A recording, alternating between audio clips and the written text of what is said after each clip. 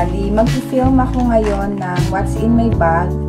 Kasi, dati pa ako dapat nag-film kaso hindi nga natuloy-tuloy din. Si DM, malikot. Tapos, ay may na-film na ako dati kaso blurred lang. Kaya hindi ko na tinuloy. Ngayon, tinag ako ni Sis Sophie Ilago dati. Tapos, nung recent lang tinag ako ni Sis Michelle Magramo. Or Mix Corner. Ngayon, start ko na. Itong aking bag. Yan. Bali, tatawagin ko siyang diaper bag. Dahil, para sa mga bata. Kasi ako hindi na ako nagdadala ng separate na bag para sa gamit ko. Kasi, syempre, ako rin ang mahihirapan. Tapos, kailangan dito na lahat. Kasi, syempre, diba, dala-dala mo pa iba-iba kaya yun. Tsaka makakalimutin ako, baka saan ko lang madala. Yun, start ko na. Bali, ito, tatak nito is Kipling. Kipling siya. Tapos, meron siyang handle na dalawa na maikli. At tsaka, isang mahaba. And then, meron siyang pocket. Dalawa, di zipper at itong di velcro. Velcro, tsaka meron siya dito sa likod. Yun. Bali, pinadala siya ng biyenan ko from US para kay DM. Dahil nga, syempre, baby pa siya. Ayun, start ko na. Kanina pa ako nag-start. Ayun. Una, syempre, diaper bag na usual ang laman is bote. Dahil kay DM, kailangan niya ng bote. Ito, nagdadala ko siya lagi. Tapos, etong anong tawag dito? Basta lalagyan na siya ng gatas. So, may tatlong compartment siya. Yan. Tapos, etong paubos na nga, wipes para rin sa amin lahat, hindi lang KTM. Para pag madumi or ano kailangan, wipes. Yan. Tapos, etong powder galing sa kapatid ko. Pero binigay siya ng tita ko. Ano ba ito? Parang for kids eh. Ewan ko saan to. Basta yun. Powder kasi pag pinapawisan, ipawisin yung dalawa. Yun, powder sa likod. Then, eto. Cologne. Ito galing sa tita ko. Binigay sa akin.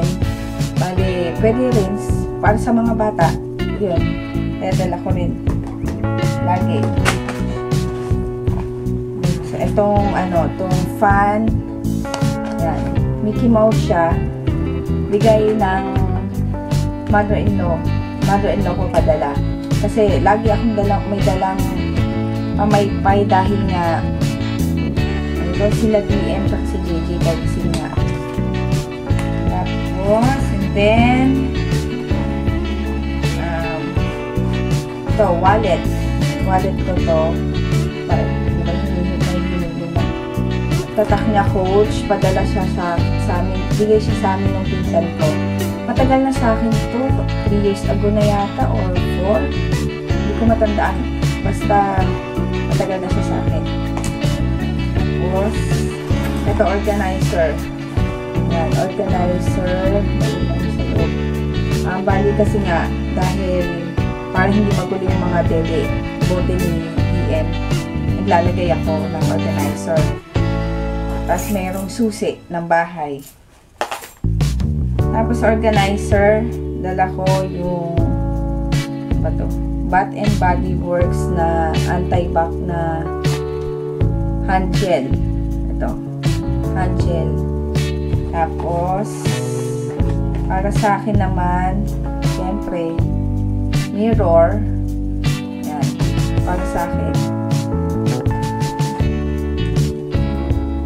Parang meron pa rin kaming folding na pamaypay.